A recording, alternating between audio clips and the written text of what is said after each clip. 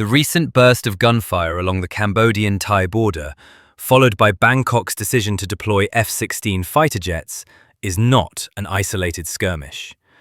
It is the sharp edge of a much deeper, long-running dispute that mixes history, nationalism, domestic politics, and the changing military balance in mainland Southeast Asia. To understand why a single border clash could trigger combat air patrols and airstrikes, we need to place this incident inside the broader Cambodian-Thai border crisis and the century-old disagreements over where the border actually lies. 1. A border born from colonial maps. The Cambodia-Thailand border has never been just a line on a map. Much of it was drawn during the colonial period, when French Indochina and Siam, today's Thailand, negotiated boundaries using maps that were often imprecise, contested, or interpreted differently by each side. These ambiguities left behind pockets of disputed territory, particularly around ancient temple complexes and strategic hills. The best known of these disputes is the Prayer Vihir Temple. In 1962, the International Court of Justice, ICJ, ruled that the temple itself lies on Cambodian territory, based on French-era maps. Thailand accepted the ruling, but many Thai nationalists continued to resent what they saw as an unfair decision. That resentment resurfaced between 2008 and 2011, when clashes near Prayer Vihir killed soldiers and civilians on both sides and displaced tens of thousands. Those earlier confrontations never fully solved the underlying question: how to demarcate the border on the ground in rough terrain where maps, memory, and nationalist politics do not match. The more recent crisis is, in many ways, a continuation of that unresolved story, now with more powerful weapons and a more polarized political environment. 2. How the crisis began. The Cambodian-Thai border crisis did not start with F-16s. It began with small arms fire and local troops testing the limits of their positions. According to detailed reconstructions, the crisis was triggered near the so-called Emerald Triangle, Chong Bok, where the borders of Thailand, Cambodia, and Laos meet. Cambodian and Thai forces exchanged fire in this area, each side accusing the other of crossing into its territory and violating prior understandings.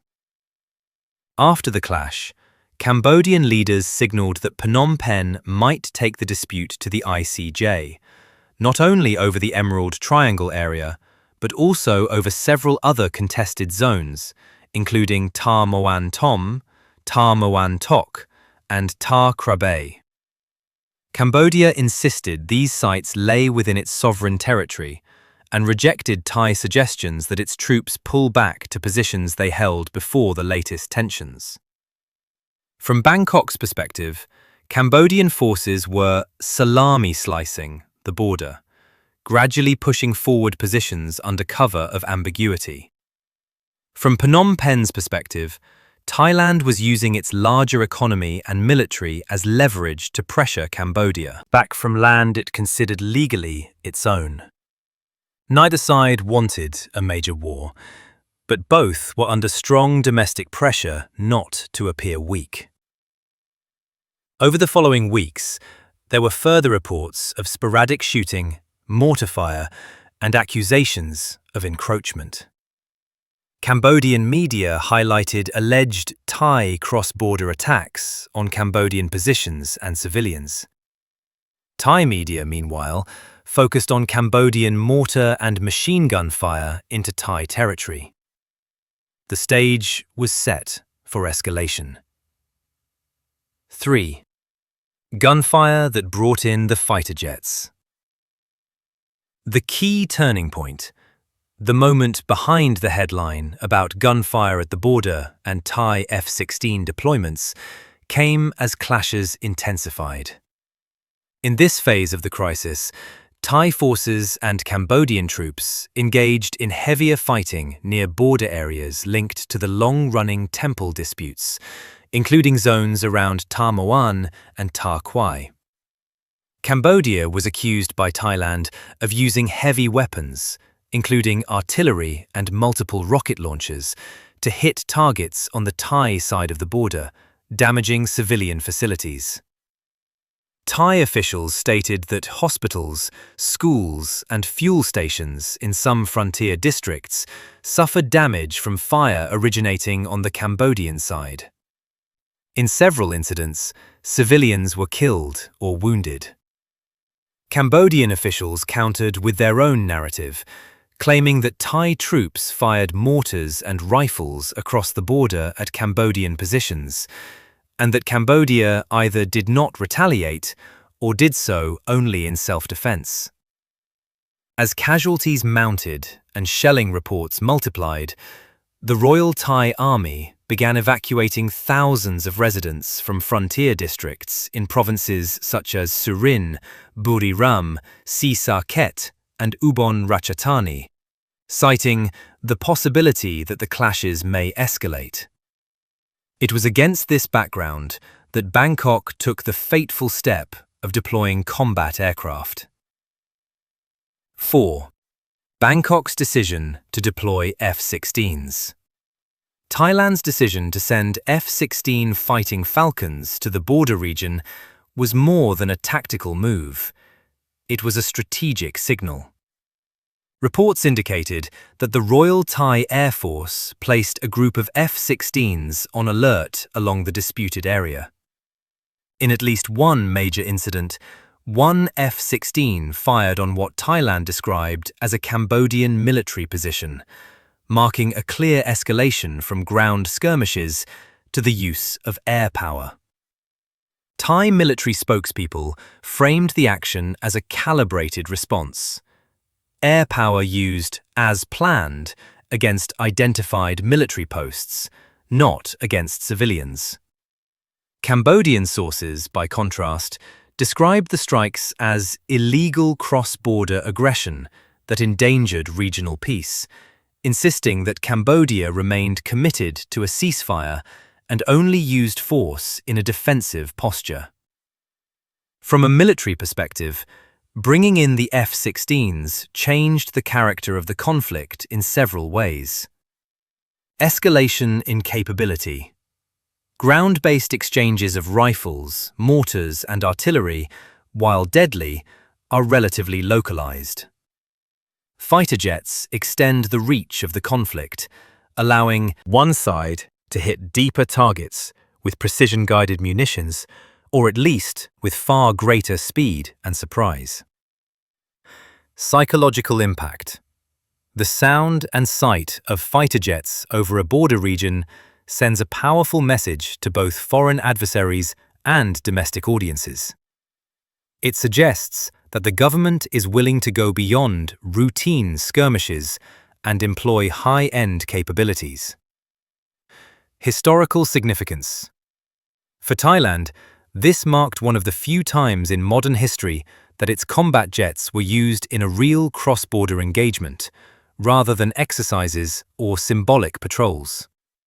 Cambodia and some international observers expressed concern that even a limited airstrike could become a precedent.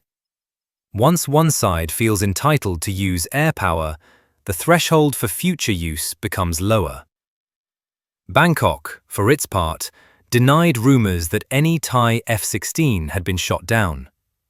The Air Force publicly rejected social media images and unverified reports that an F-16 was lost over Cambodian territory, calling them misinformation. This information battle highlighted how modern conflicts are fought not only on the ground and in the air, but also online. 5. The human cost. Civilians in the crossfire. Behind the headlines about jets and border clashes are tens of thousands of civilians whose lives were thrown into uncertainty. Thai sources reported that at various points in the crisis, large numbers of people across multiple provinces were ordered or encouraged to leave border communities and move to temporary shelters as authorities feared further shelling. Cambodian reports similarly mentioned evacuations in provinces like Preah Vihear and Oddar Meanchey, as artillery exchanges and airstrikes damaged homes and disrupted daily life. In addition to military casualties, both Thai and Cambodian civilians have been killed and wounded across different phases of the crisis. Schools near the border were forced to close temporarily to protect students. Cross-border trade and local markets suffered, with economic shocks hitting communities that were already relatively poor and dependent on agriculture and small commerce. For families on both sides, the abstract question of where exactly the border runs translates into very concrete fears. Will artillery land near our village tonight? Will the school reopen? Will we be able to go back to our fields? Or has the land become a potential battlefield? 6. Regional repercussions and ASEAN's dilemma. The Cambodian-Thai border crisis also exposes the limits of regional mechanisms in managing conflicts between ASEAN members. On paper, ASEAN promotes principles of peaceful dispute resolution, non-use of force, and dialogue. In practice, when two member states engage in armed clashes, ASEAN's capacity to intervene is constrained by its own norms of non-interference and consensus decision-making. The result is often reactive, behind-the-scenes diplomacy rather than strong public pressure. In this crisis, Cambodian authorities called for investigations into specific incidents, while Thai officials emphasized that they were acting in line with international norms of self-defense. Some regional leaders urged restraint and proposed talks, but there was no rapid, decisive, multilateral mechanism to freeze the situation once airstrikes entered the picture. The longer such a conflict drags on, the more it risks undermining ASEAN's image as a community capable of keeping peace among its members.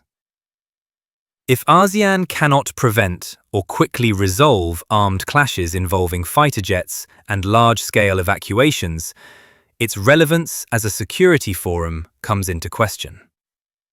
At the same time, external powers may see opportunities. Extra-regional actors can use arms sales, intelligence support, or diplomatic backing to cultivate influence with one side or the other. While there is currently no evidence of large-scale external military involvement in this particular crisis, Southeast Asia's history shows that unresolved border disputes can become openings for great power competition. 7. Risks of miscalculation and escalation. The presence of F-16s in a contested border environment raises the risk of miscalculation. Fighter jets move fast, compressing decision-making time from minutes to seconds. Radar operators and air defense crews on the other side may misinterpret flight paths as attack runs, especially if communication channels are weak or if there is already distrust. A single misread radar blip, or a pilot who strays slightly off course, could trigger a response that neither government really wanted. Similarly, artillery units and multiple rocket launchers are inherently area weapons. They are not as precise as guided bombs. Even if aimed at military posts, they can easily overshoot, hitting villages or schools and creating political pressure for retaliation. The key point is that once both sides accept the use of high-intensity firepower, jets, heavy artillery, rockets, the margin for error shrinks. Leaders may still want to avoid a full-scale war, but frontline units can drag them into deeper conflict simply by reacting to perceived threats.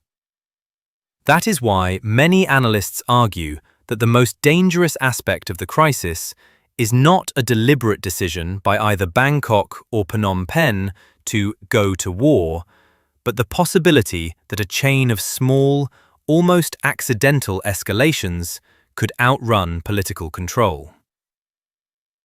8. Why this crisis matters beyond Cambodia and Thailand. From afar, some might see the Cambodian-Thai clashes as just another localized border problem. That would be a mistake. First, the crisis shows how deeply rooted historical disputes can interact with modern weapons and media. Maps drawn in the colonial era still shape where soldiers stand and where shells fall today. Court rulings from the past remain points of political contention. But now, any clash is instantly amplified by social networks, satellite imagery, and 24-hour news, increasing pressure on leaders to act decisively. Second, the use of F-16s in this context highlights a trend towards more lethal tools in what used to be low-intensity disputes.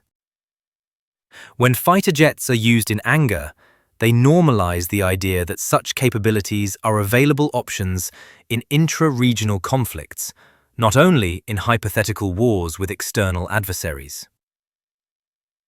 Third, the crisis raises questions about regional security architecture. If ASEAN cannot prevent member states from exchanging airstrikes, the organization may need to rethink how it handles intra-ASEAN disputes, or else accept a higher baseline of risk. Finally, there is a humanitarian and developmental dimension. Border provinces are often poorer and more marginalized than national capitals. Repeated disruptions from conflict make it harder to attract investment, build infrastructure, and provide services. Over time, this can trap these regions in a cycle of underdevelopment and insecurity. Cambodia's reaction. Cambodia condemned the Thai F-16 strike as a violation of its sovereignty, saying Thai bombs hit a road and areas close to civilians inside Cambodian territory. Phnom Penh insisted its troops were only defending existing positions and using force strictly in self-defense, portraying Cambodia as the weaker side trying to avoid escalation. The government summoned the Thai ambassador, called for ASEAN and possibly the ICJ to step in, and showed images of evacuees and damaged homes to reinforce the narrative that ordinary Cambodians were victims of Thai aggression. At the same time, it quietly strengthened border units and air defences, but avoided any talk of matching Thailand in the air, stressing that it wanted law and dialogue, not a wider war.